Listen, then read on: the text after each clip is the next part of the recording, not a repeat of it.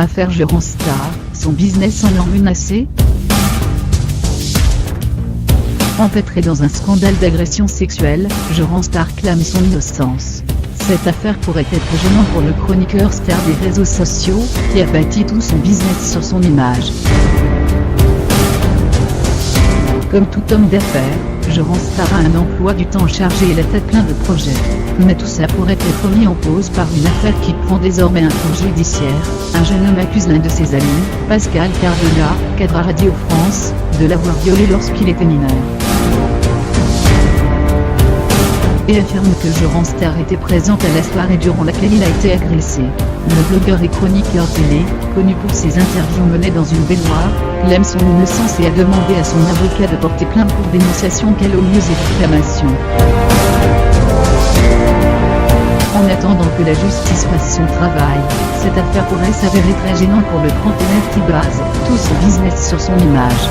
Il est d'ailleurs déjà suspendu de C8 où il est chroniqueur dans l'émission Les Terriens du dimanche aux côtés de Thierry Ardisson, et jusqu'à nouvel ordre d'après Le Parisien.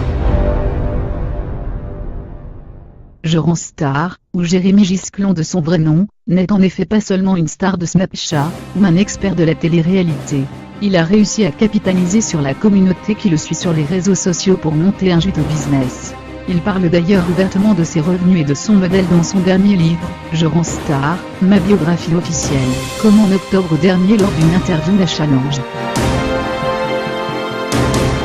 Le blogueur est depuis 2015 à la tête d'une société spécialisée dans la production audiovisuelle et la création vidéo. 6 personnes, en CDI ou auto-entrepreneur, travaillent à ses côtés pour peaufiner ses vidéos et alimenter ses sites, Jérôme Star. FR égossi FR. Grâce à ses potins sur les stars de la télé-réalité, l'entreprise de Jérémy Gisclon a engrangé 900 000 € de chiffre d'affaires en 2016, et devait dépasser les 1,2 million l'an dernier. Parmi les autres sources de revenus de Jérôme Star, citons sa chronique dans l'émission Les Terriens du dimanche, qui lui rapporte entre 1800 et 2000, pour chaque numéro d'après ce qu'il avait déclaré dans Touche pas à mon poste. Et aussi ses livres. Il a affirmé à Challenge que son premier, télé-réalité, le manuel pour percer, s'est vendu à 36 000 exemplaires, et que sa biographie a atteint les 40 000 copies vendues en seulement 24 heures. 10 000 € pour une story sur Snapchat. Mais le plus rentable pour Jérôme Star, ce sont probablement ses contrats avec les marques qu'il promet de mettre en avant sur les réseaux sociaux.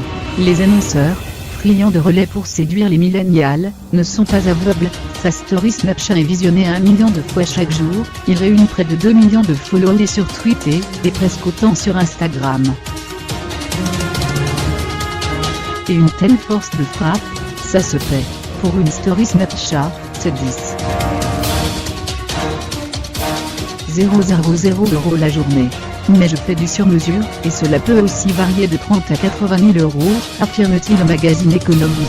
Ainsi, son partenariat avec UBETS représente 50% de ses revenus, quand ces deux sites ne lui rapportent que 20%.